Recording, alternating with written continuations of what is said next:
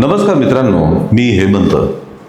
मित्रांनो, लग्न ही आपल्या आयुष्यातील खूप मोठी घटना असते, खूप महत्त्वाची घटना देखील असते. अनेकदा आपण पाहिलेलं आहे की लग्न झालं म्हणजे आयुष्य सेटल, मुलगा किंवा मुलगी आयुष्यात स्थिर झालेत असं म्हटलं जातं. लग्नाबरोबरच जेव्हा अपत्य प्राप्ती होते तेव्हा तर आनंदाचा पारावार उरत नाही. एक महिला जी अनंत वेदनांमधनं एका बाळाला जन्म देते, तेव्हा त्या वेदनांची पर्वा न करता त्या वेदनांवर मात करून सुद्धा तिला अपार आनंद होत असतो. त्याचप्रमाणे बाळाचे वडील सुद्धा त्यांच्यासुद्धा आनंदाला कुठलाही पारावार उरत नाही.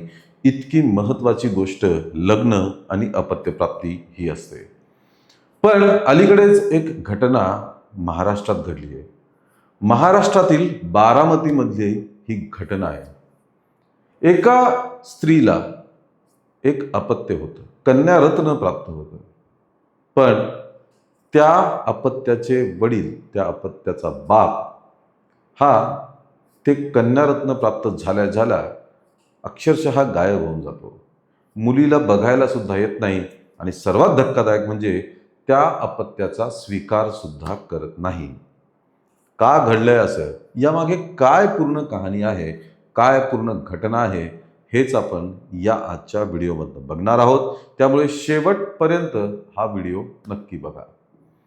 मित्रांनो, पुण्यातील बारामती सर्वांना माहितीच आहे. बारामती एक राजकीयदृष्ट्या महाराष्ट्रातील अतिशय महत्त्वाचं ठिकाण मानलं जातं. बारामतीची चर्चा महाराष्ट्राच्या राजकारणात नेहमीच होत असते, रोज होत असते.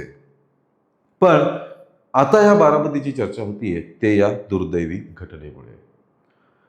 बारामतीतील न्यायालयात एक तरुण महिला वकील म्हणून कार्यरत होती. वकिली हे तिचं प्रोफेशन. वकील असताना मग रोज कोर्टात जाणं येणं आणि त्यामुळे इतरही लोकांच्या कामकाजानिमित्त भेटीगाठी होत असतात. या महिला वकिलाची भेट एके दिवशी म्हणजेच 2024 मध्ये एका तरुण पोलीस कॉन्स्टेबल सोबत झाली. रमेश मोहन जाधव हे त्या पोलीस कॉन्स्टेबलचं नाव. रमेश जाधव सोबत कामानिमित्त या महिलेची ओळख झाली, जी वकील आहे. ओळखीनंतर कामकाजामध्ये नियमित भेटीगाठी होऊ लागल्या, बोलणं बसणं होऊ लागलं, ओळख चांगली झाली. तिथून मग मोबाईल नंबरची देवाणघेवाण झाली. आपल्याला माहिती आहे मित्रांनो, आजच्या काळामध्ये फेस टू फेस प्रत्यक्षात भेटणं हो किंवा न हो, मोबाईलवर डिजिटली भेटणं हे जास्त प्रभावी ठरत आहे. त्याचप्रमाणे या दोघांचे जेव्हा नंबर एक्सचेंज झाले, त्यांच्यामध्ये चांगला संवाद होऊ लागला. चॅटिंग, फोन कॉल्स हे सगळं होऊ लागलं आणि मग कालांतराने दोघेही एकमेकांच्या जवळ आले. या पोलीस कॉन्स्टेबलनी मग त्या महिला वकिलाला सांगून दिलं की माझं आधीही लग्न झालेलं होतं, पण मी माझ्या बायकोला घटस्फोट दिलेला आहे, आम्ही वेगळे झालेलो आहोत, त्यामुळे मी आता विवाहित नाही तर घटस्फोटित आहे. त्या महिलेने हे ऐकलं, तिला त्याचा प्रामाणिकपणा आवडला आणि मग या पुरुष कॉन्स्टेबलने, रमेश जाधवने या महिला वकिलाला लग्नासाठी मागणी घातली की मला तू खूप आवडते, माझं तुझ्यावर प्रेम आहे आणि आपण लग्न करूया. महिला वकील सुद्धा इम्प्रेस झाली, तिलाही तो आवडू लागला होता आणि मग दोघांचं प्रेम संबंध हे सुरू झाले.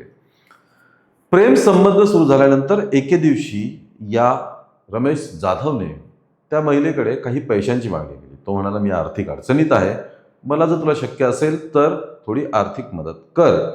40,000 रुपये या रमेशने त्या महिला वकिलाकडनं घेतले. तिने सुद्धा दिले की आता प्रेम संबंध आहेत, लग्न करण्याचा विचार आहे, त्याच्यामुळे तिने देऊन टाकले. त्याच दिवशी या रमेश जाधवने त्या महिला वकिलाला आपण बाहेर जाऊ म्हणून नेलं. एका लॉजच्या एका रूममध्ये नेलं आणि तिथे तिला सांगितलं की आता तूच माझी पत्नी, मी पूर्ण निर्णय घेतलेला आहे की मी तुझ्याच सोबत लग्न करणार आहे. असं म्हणून लग्नाचं प्रॉमिस करून त्याने त्या रात्री तिच्यासोबत शरीर संबंध प्रस्थापित केले. हे झाल्यानंतर काही दिवसांनी हा रमेश तिला एका मंदिरात घेऊन गेला. आपल्या गळ्यातली सोन्याची चेन काढून तिच्या गळ्यात बांधली. म्हणाला, हेच मंगळसूत्र आहे, मी तुझ्यासोबत लग्न करत आहे आणि आजपासून आपण पती पत्नी आहोत. त्या महिला वकिलाचा अजून विश्वास दृढ झाला. तिला वाटलं की हा 100% आता आपला पती आहे. त्यानंतर या रमेश जाधवने आपल्या इतर नातेवाईक किंवा मित्र ओळखीच्या लोकांमध्ये सुद्धा या महिला वकिलाला आपली पत्नी म्हणून इंट्रोड्यूस केलं. आपली बायको म्हणून तिची ओळख सर्वांना करून देत होता. त्यामुळे मग त्या महिलेचा 100% विश्वास याच्यावरती बसला आणि ते नवरा बायको सारखे राहू लागले. याच दरम्यान ही महिला वकील गर्भवती राहिली आणि 20 डिसेंबर 2025ला तिने एका मुलीला जन्म दिला. हीच ती घटना, हाच तो प्रसंग जिथून या रमेश जाधवचे पूर्णपणे चक्र फिरू लागले. त्याचे आणि या महिला वकिलाचे भांडणं होत होते. ती गर्भवती राहिली होती तेव्हापासूनच, जेव्हा ती प्रेग्नेंट होती तेव्हापासनं रमेशचं वागणं हे अतिशय वेगळं झालं होतं. तो भांडणं करू लागला होता, तो वाद घालू लागला होता, दोघांमध्ये मतभेद निर्माण होऊ लागले होते. आणि जेव्हा तिची डिलिव्हरी झाली आणि तिला कन्यारत्न प्राप्त झालं तेव्हा अक्षरशः या रमेश जाधवने पळ काढलेला आहे. तो त्या मुलीला भेटायला आला नाही, पत्नीला भेटायला आला नाही, काहीच नाही. पुढे त्याने स्पष्टपणे या मुलीची जबाबदारी स्वीकारण्याचा नकार दिलेला आहे. मी या मुलीची जबाबदारी स्वीकारू शकत नाही असं म्हणते. पण या महिला वकिलाने मग तक्रार दाखल केली आणि तक्रारीत दावा केलाय की रमेश मोहन जाधव हाच या मुलीचा बायोलॉजिकल फादर आहे, जैविक पिता आहे. त्यामुळे याच्यावरती कडक कारवाई करण्यात यावी. वेगवेगळी कलम या रमेश जाधववरती लावण्यात आलेली आहे. पण मित्रांनो, या ठिकाणी एक प्रश्न निर्माण राहतो, तो म्हणजे जर ह्याला जबाबदारी घ्यायची नव्हती, या रमेश जाधवला कुठल्याही प्रकारे अपत्य नको होतं, तर मग त्याने हे मूल होऊच का दिलं?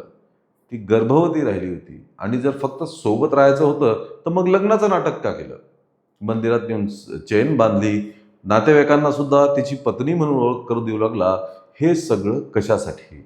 यामागे त्याचा उद्देश काय होता? फक्त अफेअर, शरीर संबंध का वेगळंच काहीतरी?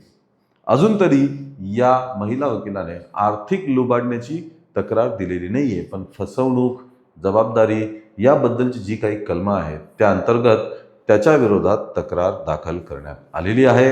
आणि आता पोलीस वेगवेगळे पुरावे, छायाचित्र, कॉल डिटेल रेकॉर्डिंग, डिजिटल पुरावे हे सगळे जमा करत असून त्याच्या विरोधात मोठा गुन्हा दाखल करण्याची प्रक्रिया सध्या सुरू आहे. मित्रांनो, या सर्व प्रकारावरती तुमचं काय म्हणणं आहे हे कमेंटमध्ये नक्की कळवा. या व्हिडिओला लाईक आणि शेअर करा आणि आमच्या चॅनलला ताबडतोब सबस्क्राईब करा. धन्यवाद.